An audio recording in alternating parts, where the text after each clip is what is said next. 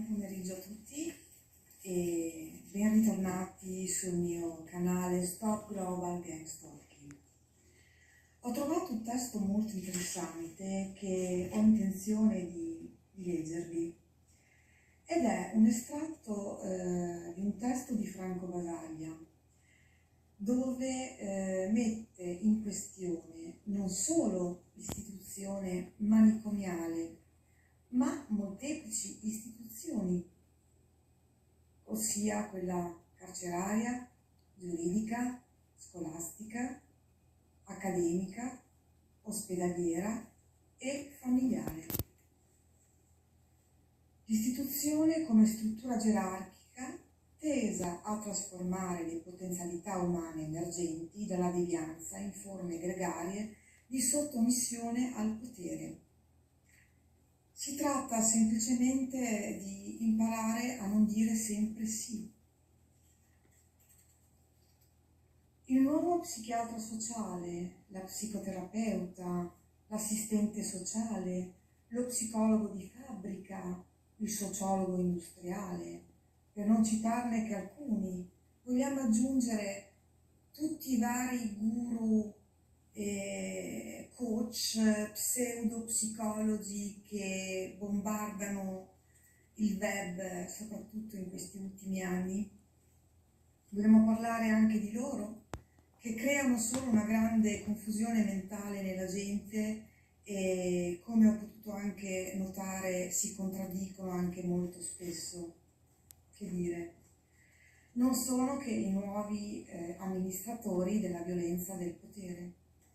Nella misura in cui, ammorbidendo gli attriti, sciogliendo le resistenze, risolvendo i conflitti provocati dalle sue istituzioni, non fanno che consentire con la loro azione tecnica, apparentemente riparatrice e non violenta, il perpetuarsi della violenza globale. Spero che abbiate capito. Buon pomeriggio. Ciao. Oggi vi parlo della Stasi, ovvero Staatssicherheit, tradotto Polizia Segreta di Stato. Dopo la caduta del muro di Berlino del 1989, gli uffici della Stasi vennero invasi dai cittadini infuriati, ma prima che ciò accadesse, gli ufficiali del servizio segreto distrussero un grande quantitativo di materiale compromettente. Tuttavia, i documenti che sono rimasti si trovano nella Repubblica Federale Tedesca, ancora oggi disponibile per tutte le persone che erano spiate. Infatti, fu la più colossale attività di spionaggio mai realizzata verso un'intera popolazione da parte della polizia segreta della DDR, dove i reclutati e quindi i collaboratori erano più di 500.000. Si infiltravano nei condomini, nelle scuole, fabbriche, nelle università. Storie drammatiche, dove alcuni venivano spiati per tutta la vita dal coniuge, dal vicino, da un familiare, da un amico. Ex studenti che erano stati arrestati senza capire il motivo a causa delle, tra virgolette, rivelazioni dell'insegnante tanto amato. Venivano spiati in casa e eseguivano persecuzioni ai dissidenti e con metodi di torture molto pesanti e anche psicologiche. Dunque, se siete veramente convinti che è stata fatta giustizia e debellato questo tipo di regime, questo tipo di polizia di Stato, vi dico subito che siete in errore. Anzi, con la caduta del muro di Berlino, questi metodi sono stati copiati ovunque ed esistono tuttora. Siete veramente convinti che il mondo là fuori sia un mondo normale? E siete presi dalla vostra quotidianità e non vi rendete conto di quello che accade invece realmente, a meno che non siate coinvolti in qualche malefatta o abuso di qualche personaggio che lavora per delle istituzioni che contano. Allora, all'improvviso aprite la mente, esattamente come ho fatto io. Mi dispiace per voi, ma devo dirvi che questi metodi vengono usati ancora oggi, anzi, le tecnologie sono ancora più avanzate e siamo controllati a livello globale. Se una volta questo si limitava alla Germania Est, con la caduta del muro di Berlino si è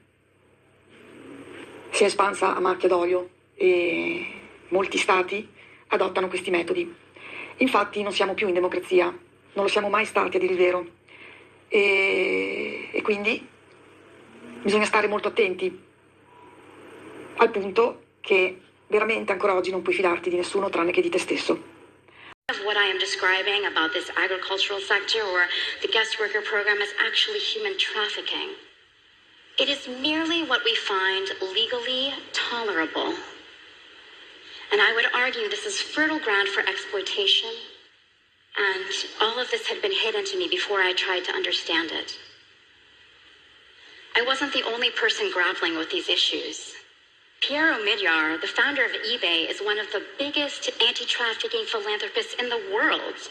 And even he wound up accidentally investing nearly $10 million in the pineapple plantation, cited as having the worst working conditions in that Global Horizons case.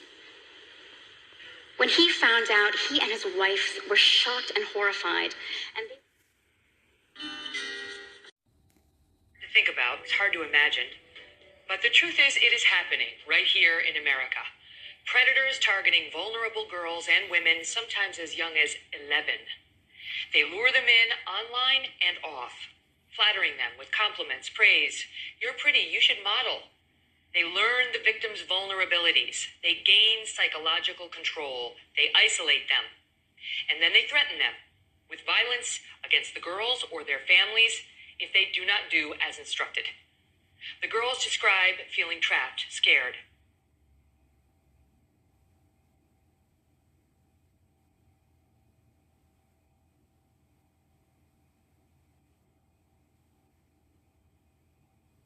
The next thing they know, they are being marketed for sex. And who buys them? It could be your neighbor, your doctor, your friend. All a person has to do is log on to the internet, find an ad, and click and buy. You will hear from one man who did it, a suburban husband and father who says it's just that simple. It's easy to say, not my child, not my sister, not my husband. But the next hour could change how you feel.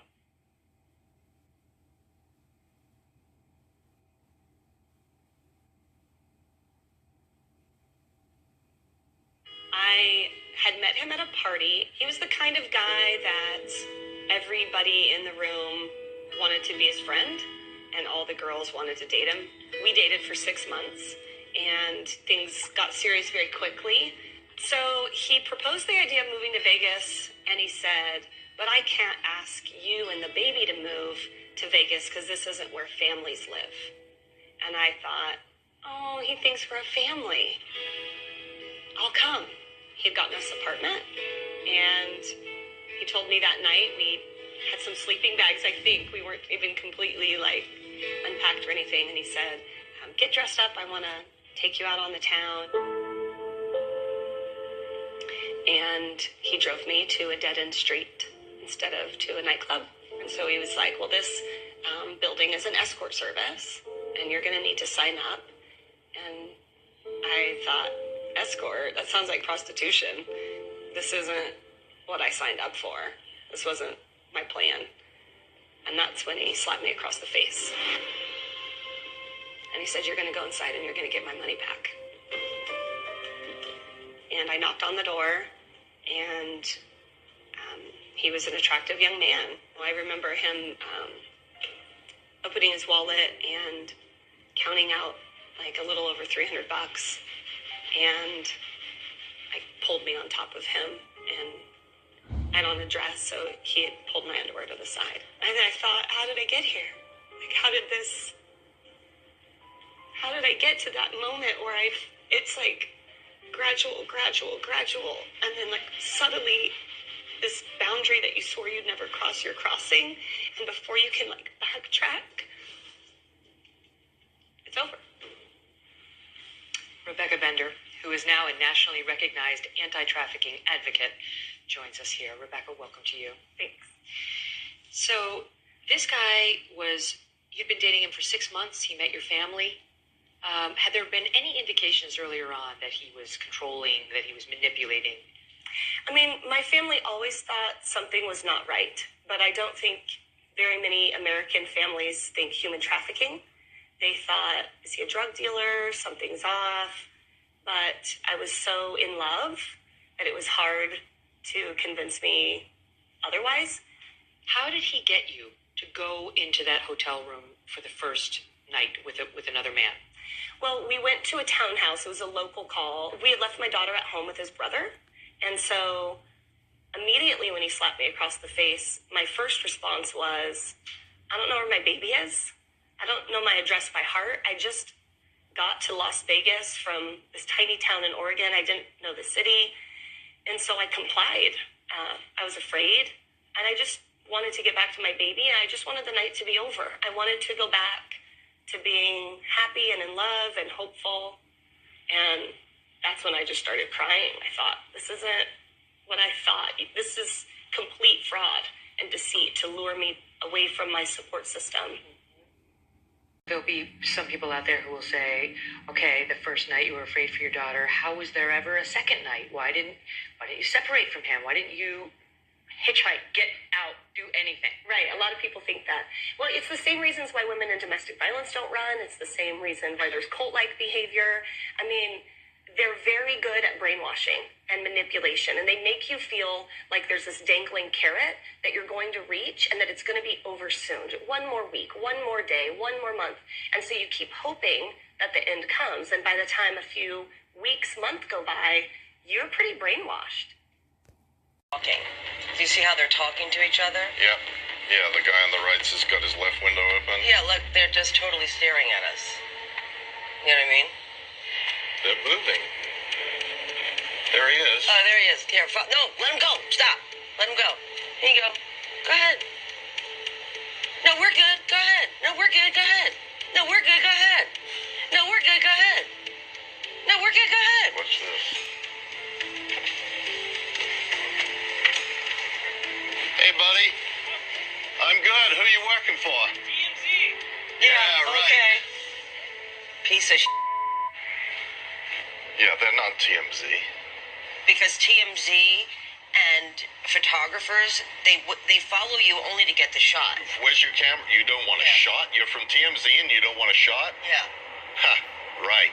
Mike, how do they find us? By tracking your airline reservations. That's legal? No. But you can do it. But it's an intimidation tactic, right? Well, it doesn't intimidate me. It makes me want to retaliate. It's one thing if it's paparazzi, because that's the business that I'm in, but I'm not in the business of being stalked. Do you think anybody's going to now be in our lobby of the hotel? Who is this guy?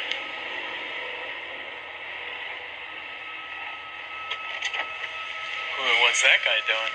With the phone, right? Yep.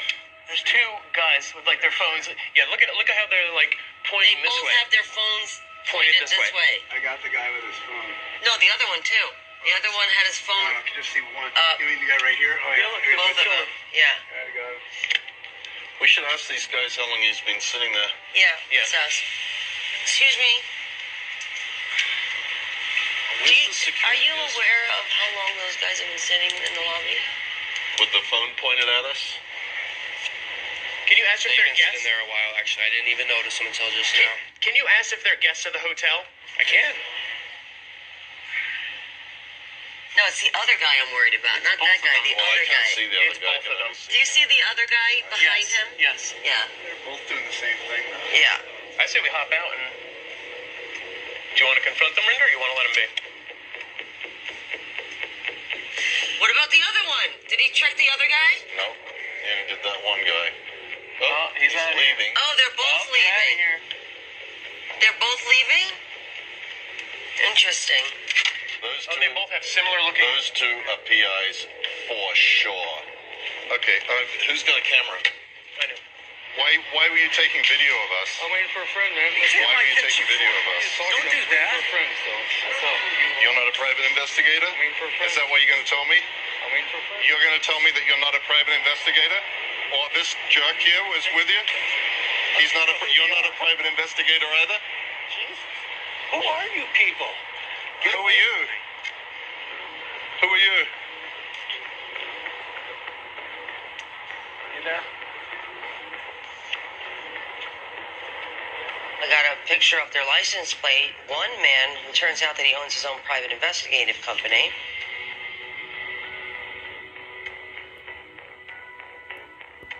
And another guy who claimed that he worked for TMZ was driving that man who owns the private investigating company. He was driving his wife's car. So just as they have access to information, so do I.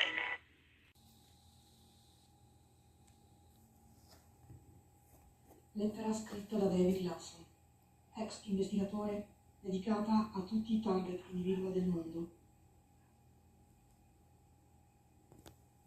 Caro amico, ti chiamo amico perché se tu ed io ci incontrassimo di persona, avvertiremmo un'affinità speciale e probabilmente ci riconosceremmo immediatamente. Non so nulla del tuo passato, non conosco le tue circostanze personali, non so se tu sia giovane o vecchio, maschio o femmina.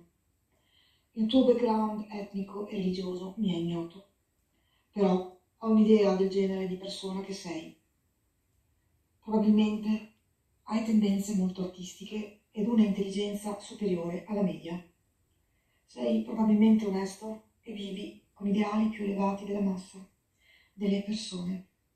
Sai correggerti da solo e non sei rimasto soddisfatto dalle conoscenze che hai ricevuto tramite i canali tradizionali. Sei certamente un ricercatore, indipendentemente dal motivo che immagini ti abbia reso un bersaglio. Probabilmente sei un santo. Forse è per questo che sei stato scelto. La tua vita è mutata drasticamente e non potrai guardare la gente o la bandiera americana nello stesso modo. Stai subendo direttamente il risultato della follia collettiva, primitiva e non risolta, di cui hai sentito parlare in relazione ad altri personaggi storici. Ormai hai praticamente concluso che si tratta della stessa entità che ha ucciso le persone che l'avevano riconosciuta e osteggiata nel corso della storia. Il suo nome cambia da luogo a luogo e da un'epoca all'altra. Si manifesta in modi diversi, ma è sempre la stessa, grande e potente, e possiede le menti della maggioranza della gente. La stai affrontando nella forma dello stalking organizzato. Ha concentrato la sua attenzione su di te e non si fermerà. Ormai non ha più importanza perché o quando sia cominciata, quale sia il nome del gruppo o dell'agenzia. Sarebbe avvenuto comunque. Finirai senza lavoro e sarai oggetto di mobbing anche fuori dal lavoro. Potresti finire in carcere o morire. Perderai amici e famiglia. Potresti trovarti senza casa, vivendo da un rifugio a un altro, e per tutto il tempo sarai perseguitato. Personalmente non sono molto religioso, ma riconosco il male quando lo vedo. Stai lottando per la tua vita contro persone che sono strumenti di Satana. Non c'è modo più preciso di dirlo. È necessario che tu documenti il tuo caso e sopravviva più a lungo possibile per offrire la tua testimonianza a chiunque abbia occhi e orecchie. Vivo per esporre questo atroce crimine per avere giustizia. La giustizia meritata, quella legale, quella che tutela i cittadini e non li viola della propria libertà, usando le forze del disordine. Una banda di criminali sotto copertura dello Stato che usano una manina fuori dal finestrino ed altre tecniche subdole tese a distruggere la società. Che pena! E gli amici vedono, ti hanno abbandonata per dare una mano agli aguzzini. Ma di chi è la colpa? Certo non dei miei amici che sono altrettanto vittime. Loro non capiscono che stanno per sovvenzionare e coprire uno dei crimini più insidiosi che si sta per propagare nella società, nascoste agli occhi di tutti, e le vittime sono molte, troppe. Stalking, operations and tactics, and some of the schemes they like to use. To those of you out there who are targeted individuals like myself, you will recognize many, if not all, of these schemes. To those of you out there who are not victims, by the end of this video, I will have given you many credible sources to do further research on gang stalking. And to those of you out there who are skeptics, by the end of this video, I will have given you some things to strongly consider. So first, to those of you out there who are not victims, you may be asking yourself, what is this gang stalking program we're hearing more and more people talk about every day? What this is a post-2000 COINTELPRO. COINTELPRO, which which existed from 1956 to 1971, is America's version of the old Stasi program. Now, this is a program driven by hate, plain and simple. It is methodically designed to psychologically attack the targeted individual in every facet. It is an all-out assault on one's existence. These attacks are personal in nature, and they are designed to attack the targeted individual while he occupies the same environment with the non-victim simultaneously. This program is methodical in design and is executed to near perfection. Now, you may be asking yourself, well, how is this gang stalking possible? And how is this community harassment taking place and we can't see it? We're not aware that it's happening. Well, two major factors are involved. One is the methodology that drives the program, and two are the street-level perpetrators who commit these crimes, which we'll be coming back to later on in this video. So first, the methodology that drives this program is very clever in design. It is engineered to attack the victim while he occupies the same environment as the non-victim. Now, you may be asking yourself, how is this possible? Well, what these perpetrators use is a tool known as sensitization. If you would, take a look at these next two video clips.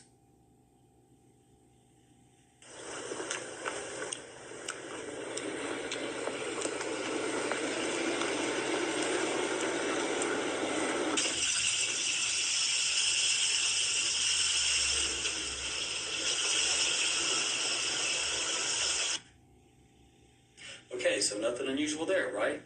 Just a car with a bike and a horse trailer, right? Now, take a look at these next few images.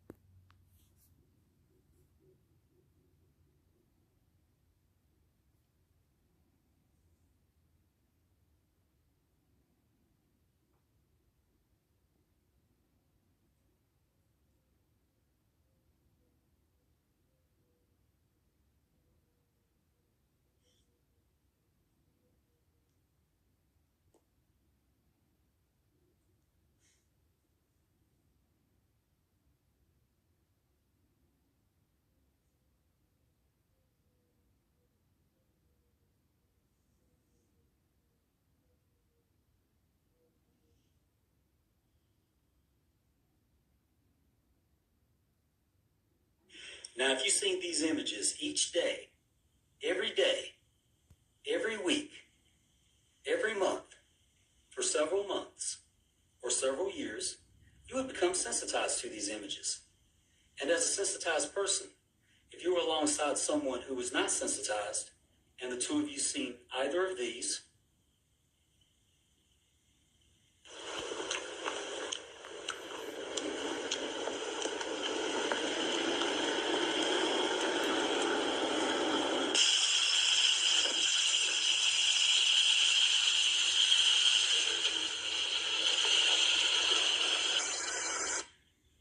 you would have two different reactions. The one who is sensitized would be on high alert, while the one who is not sensitized would not have any reaction at all. Pretty slick, huh? Very methodical. Now, obviously, I have been sensitized to cars with bicycles and horse trailers. Currently, I am also sensitized to out-of-state tags, primarily the state of Florida, with a new emphasis on the state of Ohio, local agencies, and of course, the color red. Now, let's talk about how this program is managed and how one becomes a victim.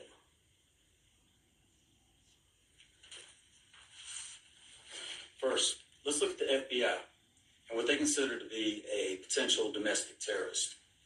Here I have a list of 72 behaviors and characteristics the FBI searches for when determining if one is a homeland threat. Included on this list are those that are anti-abortion, those that are anti-nuclear, and simply those that want to make the world a better place. Now, upon closer study and looking at this list, one can conclude that any one or more than one of these behaviors can pertain to anyone in the United States. In other words, this list has been cleverly designed to include anyone and everyone. Anyone could be labeled a homeland threat. Now, fusion centers is where information is compared and processed that is harvested from emails, from phone conversations, from medical records, and from purchase histories. The CIA, DHS, and FBI compare, dissect, and fuse this information at these fusion centers. The real problem, however, lies in the ease of manipulation. This is where the problem originates, and the abuse of the agenda for the search for homeland threats is exploited. This article I have here from the Examiner dates back to September 2011. It's one of the better articles I've read describing this injustice. I'd like to share a few key points with you. Number one, FBI documents obtained by human rights groups show 8,000 American targeted individuals are being secretly persecuted because their names are on a strictly confidential government watch list. Now, this article dates back to 2011. I think 100,000 is probably a more realistic number. Number two, this document includes a notice issued December 21st, 2010 to field officers for counterterrorism that states in capital letters, do not advise the subject that they may be on a terrorist watch list. Number three, ever made someone angry? A person who agrees with the American way of revenge, such as calling your name into the local fusion center? Ever jilted a lover? According to those protecting the fatherland, these situations are sufficient enough to be targeted and kept on a watch list no matter what. And number four, and the most disturbing, it only takes 2 people to report a target. 2 people. Herein lies the problem. You take the 72 characteristics that the FBI is searching for when determining if one is a homeland threat, and combine that with a 2-person witness account that one is a homeland threat, and you are now set up for one of the biggest abuses of power in the history of the world. And when you are deemed a homeland threat, you will experience the most bizarre transition in life you could ever imagine. There is no due process and there is no day in court.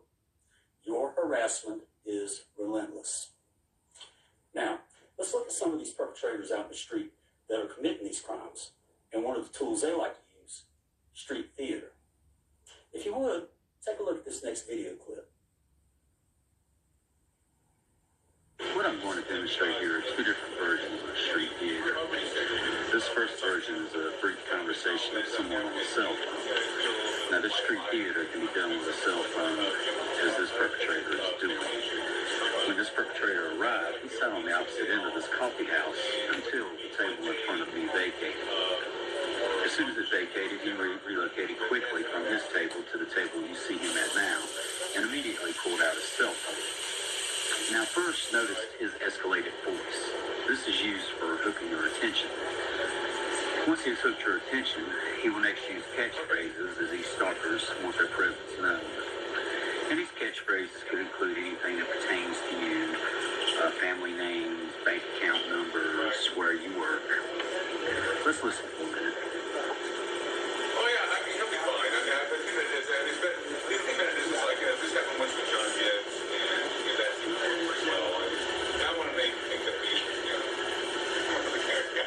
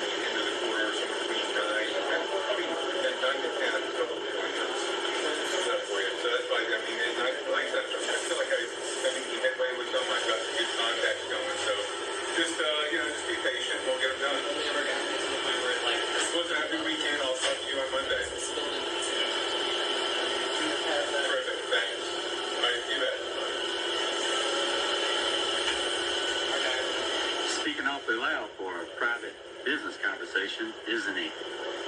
I hid the camera from his sight so he wouldn't deviate from his catchphrases. Now, let's take a look at the perpetrator in this next video clip.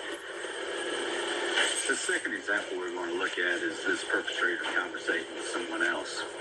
This time I wanted her to see the camera to get her reaction to the camera's presence. She immediately stopped her catchphrases when she noticed I was filming and documenting her. I use this example primarily because I wanted you to see how many times she looks at my camera and just how much it is bothering her that she is being filmed and documented. Now listen to her conversation briefly and then watch her reaction to the presence of the camera.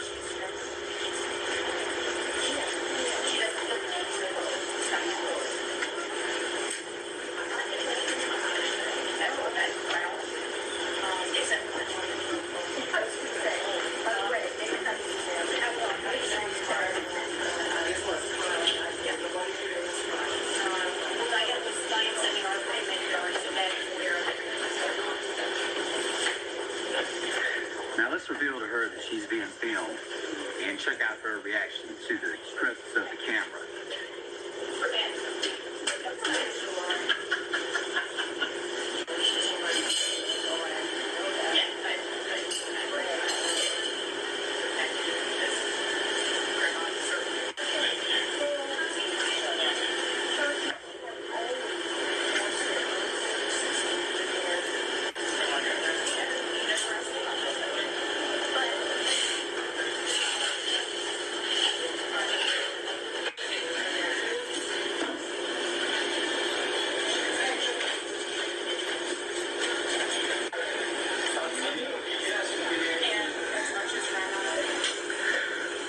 Does she say a word about the camera?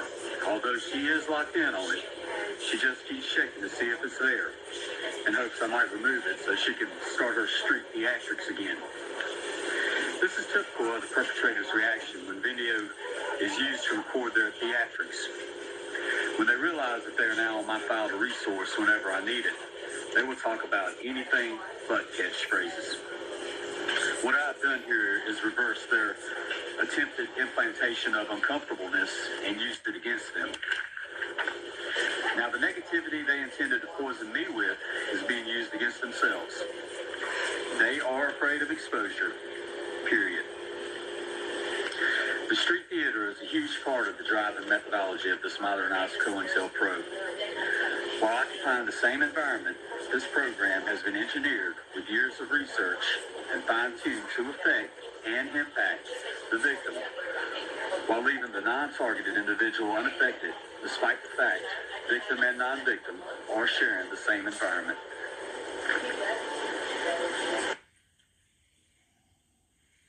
What the perpetrators are trying to trigger with these street theater tactics is an anxiety disorder known as agoraphobia.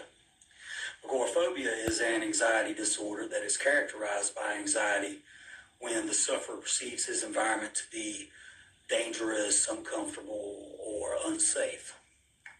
Now, this leads to dissociation, which leads to the targeted individual's isolation. I cannot emphasize to you the seriousness of this disorder. perpetrators are gunning for the victim's total mental collapse with these tactics and with this disorder.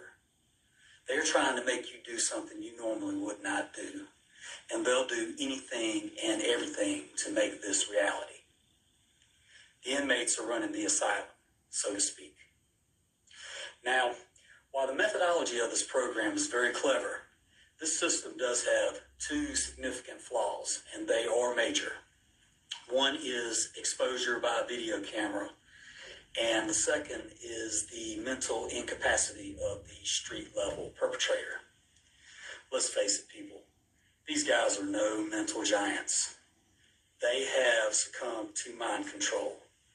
They have already sold themselves out, so to speak.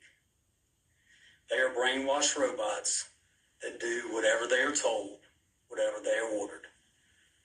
They don't question, they don't complain, they just obey. Now, to further the perpetrator's downfall, they have been working in these brainwashed, synchronized teams or units for so long, they've lost all sense of individuality. In other words, these guys can't even order a cheeseburger without consulting each other first.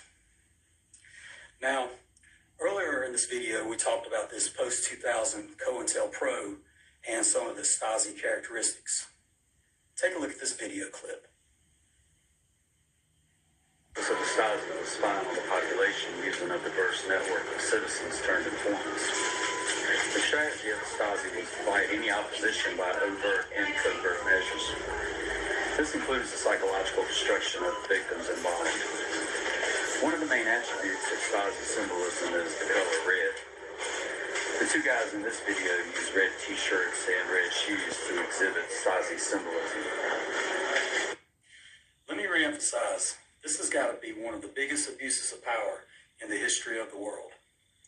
And for those of you in the public sector who are not victims, and those of you who are skeptics, I hope I've given you some things to strongly think about and consider. Not targeted today, targeted tomorrow. I highly recommend this article from the Examiner back in 2011, and the credibility of this study of agoraphobia and gang stalking from UC Berkeley goes without saying. You can contact me with comments. My email is attached.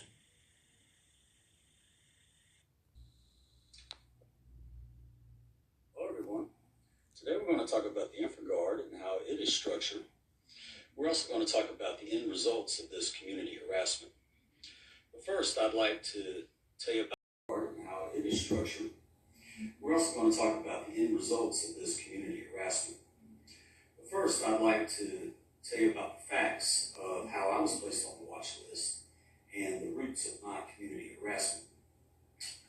On July 29th, 2013, I cut ties with Kristen Fedorovich, someone I had been in a relationship with for several years.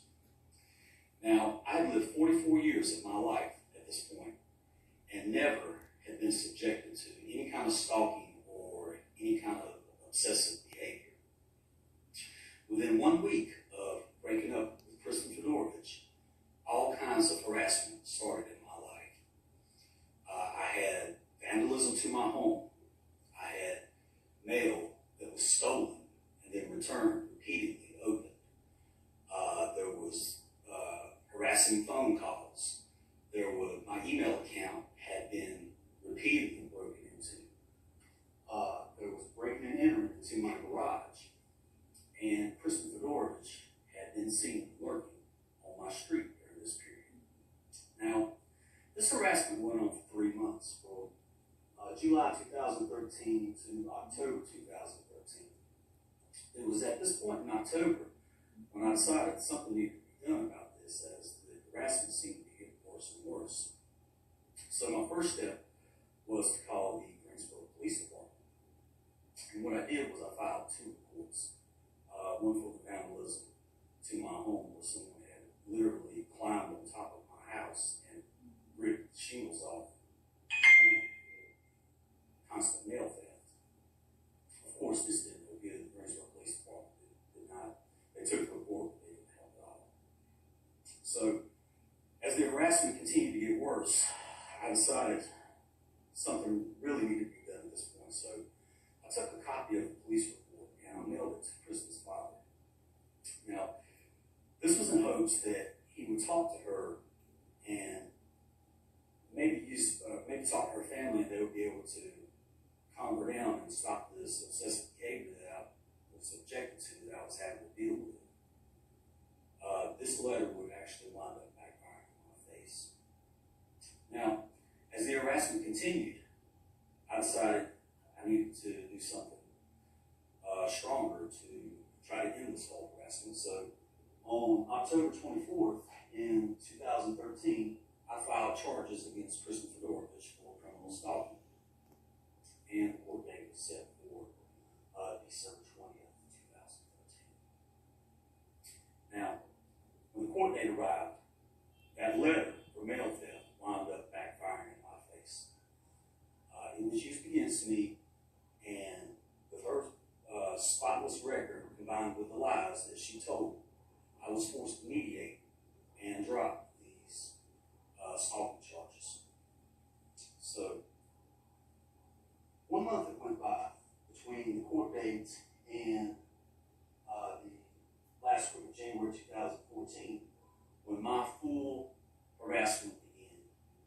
When my full post-2000 COINTELPRO harassment started at a very high level, with the Greensboro Police Department being a primary participant in it. Now, let's talk about the InfraGard and how it is structured.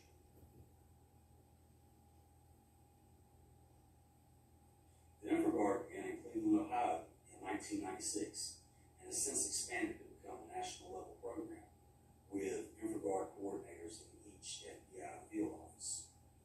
A simple way of looking at the InfraGard is they are miniature FBIs. The InfraGard defined a partnership between the FBI and the private sector. It is an association of persons who represent businesses, academic institutions, state and local law enforcement agencies, and other participants dedicated to sharing information and intelligence to prevent hostile acts against the United States. Now, what is really happening here? What the InfraGard amounts to is a modern-day secret police force made up of ordinary citizens who have been coerced and into spying and informing on their fellow U.S. citizens. It is nothing less than fascism and has been growing by leaps and bounds every day. The InfraGard is a volunteer organization. Federal organizations and federal law enforcement source the InfraGard and have meetings when they are trying to decide where a terrorist event may take place. Again, this is key, this huge growth in informants. There have been a lot of people tricked into thinking that they're doing the right thing for the community. Now, let's take a look at the next step, and that's, how is this target list compiled?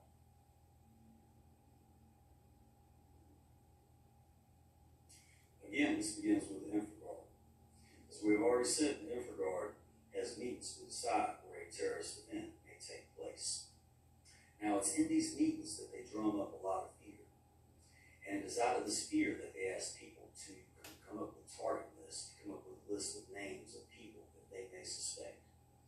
Same thing's true on the local level with Neighborhood Watch. Neighborhood Watch could be asked to come up with some names of some people that they possibly would suspect of unusual behavior. For instance, they could say, yeah, we know someone that's been doing some strange stuff in his backyard, or he's been taking some odd packages into his house, or he's had a lot of people coming over, he's been acting real strange. Once again, they are drumming up fear. The FBI can also contact corporations and ask them if they've had any employees that they've had any problems out of, or some employees they suspect of unusual behavior. The FBI can also contact universities. For instance, they could contact a university president and ask to speak to their school psychologist and ask such questions as, do you have any students that have had any erratic behavior or any unusual behavior? And of course, if you know somebody in law enforcement, you could possibly have one put on this target list. Anyone with a strong connection in law enforcement has the power to submit someone's name and possibly be put on a target list. After all, law enforcement organizes Neighborhood Watch.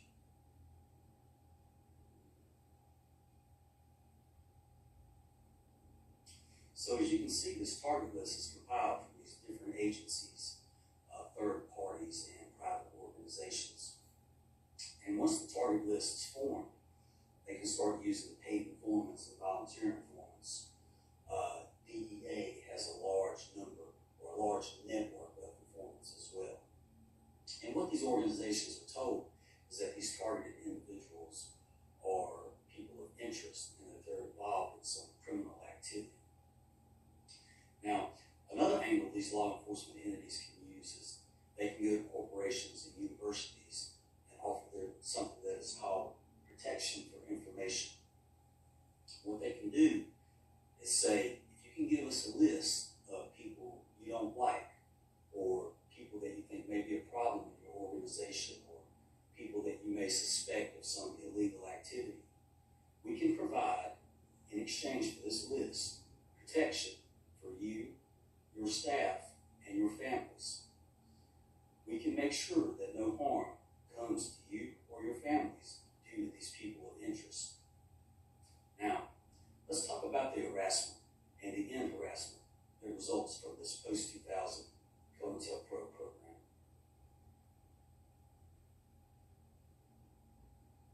Once again, this harassment or this end harassment is a COINTELPRO type of harassment, only much more powerful and intense thanks to all of the new technology and electronic harassment. Electronic intercepts have been added to increase the pressure as well.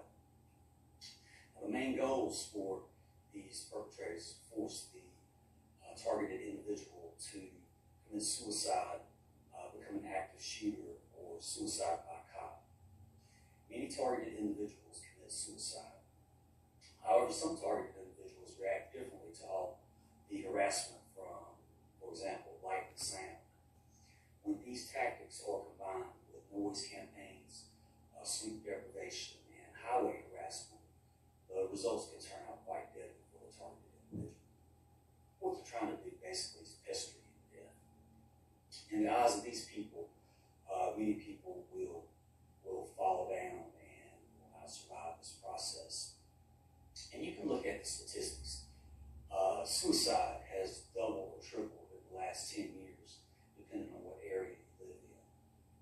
The number of active shooters has doubled over the past 7 years, where an armed gunman opens fire in a public place. And police officers are told lies about targeted individuals to be actively ready to shoot and kill targeted individuals. Once again, the goal here is to force the targeted individual into a violent act, whether it be murder or suicide, under conditions which can plausibly be denied by the government. And this all goes back to this disposition matrix. It's not for foreign terrorists anymore. It's being used on U.S. citizens. In the past 15 years, we have seen the trend switch from where a target has moved from criminals to innocent citizens. And let me reemphasize, the government will actively deny any involvement with any COINTELPRO type of operations or any kind of related technologies while they actually perpetrate it and protect those who perpetrate it. You can contact me with comments. My email is attached. So, Ed, could you just give us your initial reaction to the findings of the Pegasus project? This is everywhere. This is an industry that should not exist. We're seeing what the NSO group, which is sort of one of the most famous of these guys, is up to. But the NSO group is only one company of many. And if one company smells this bad, what's happening with all the others? I mean, when I look at this, what the Pegasus project has revealed is a sector where their only product are infection vectors, right? They don't, they're not security products. They're not providing any kind of protection, any kind of prophylactic. They don't make vaccines. The only thing they sell is the virus. And I think saying that they only sell this to government doesn't make that better when you look at who the targets are that we just been revealed. There's been a number of surveillance leaks and disclosures over the years. No doubt the most significant was yours.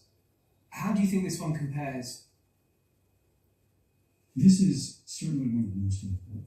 And these are nature newspapers, major institutions that we rely on. This is peeling back a curtain that we have never seen done with this level of granularity. In the past, you've called smartphones a spy in your pocket. Do you think this confirms that? I think it's actually worse. When I said they're a spy in your pocket, it's the potential, it's the capability, it's the fact that, these things are talking to the mobile phone network and tracking your locations. You've got, Facebook spying on you. But these are largely commercial programs for commercial purposes. What we see now are people creating an industry to help those phones and go beyond the level of spying that already previously existed. And now they're actually taking control of that phone fully and turning it against the people who bought and paid for it, but no longer truly own it. And the thing is, these phones are clones. When we're talking about something like an iPhone, they're all running the same software around the world. So if they find a way to hack one iPhone, they've found a way to hack all of them. And they are doing that, and they are selling that. That is a knowing, intentional, willful attack on critical infrastructure that every one of us rely on. It doesn't matter what flag you live under, it doesn't matter what language you speak, but we all have skin in this game. What needs to happen now? We have to stop this. Inaction is no longer an option. If you don't do anything to stop the sale of this technology, it's not just going to be 50,000 targets, it's going to be 50 million targets, and it's going to happen much more quickly. Any of us expect. The way we do that is to halt the trade around this technology. It doesn't matter who you are, it doesn't matter what you do. Your position isn't going to protect you. If you're a minister, prime minister, guess what? You're on the list. You're a Supreme Court justice, you're on the list. If you're an ordinary person, guess what? You're on the list too. All you have to do is come to the attention of somebody with money to pay any one of these companies for the tools to break into your phone. For people reading these stories and watching this interview, the answer to the question of what can they do personally to protect themselves and their own phone seems like it's nothing. The solution here for ordinary people is to work collectively. This is not a problem that we want to try and solve individually because it's you versus $1 billion company. What can you do to protect yourself from Google? A little, but you can't solve the problem. It's the same when we're talking about the NSO group. You can make yourself safer, right? But we will not be safe until we change the game. Thank you very much. Thank you. Il suo significato dall'origine, dall'etimologia delle due parole anime, salve, vuol dire spiriti solitari. È una specie di elogio della solitudine. Si sa, non tutti se la possono permettere. Non se la possono permettere i vecchi, non se la possono permettere i malati, non se la può permettere il politico. Il politico solitario è un politico fottuto di solito. Però sostanzialmente quando si può rimanere soli con se stessi, io credo che si riesca ad avere più facilmente contatto con il circostante. E il circostante non è fatto soltanto di nostri simili, direi che è fatto di tutto l'universo, dalla foglia che spunta di notte, in un campo fino alle stelle. E ci si riesce ad accordare meglio con quel circostante, si riesce a pensare meglio ai propri problemi. Credo addirittura che si riescano a trovare anche delle migliori soluzioni. E siccome siamo simili ai nostri simili, credo che si possano trovare soluzioni anche per gli altri. Con questo non voglio fare nessun panegirico, né dell'anacoretismo, né dell'eremitaggio. Non è che si debba fare gli eremiti o gli anacoreti. È che constatato attraverso la mia esperienza di vita, ed è stata una vita, non è che dimostro di avere la mia età attraverso la carta d'identità. Credo di averla vissuta. Mi sono reso conto che un uomo solo non mi ha mai fatto paura. Invece l'uomo organizzato mi ha sempre fatto molta paura. Ecco, semplicemente questo. Secondo voi bisogna assolvere gli assassini? No, non sia mai.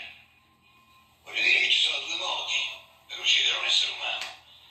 Ci sono coloro che un essere umano lo uccidono giorno per giorno.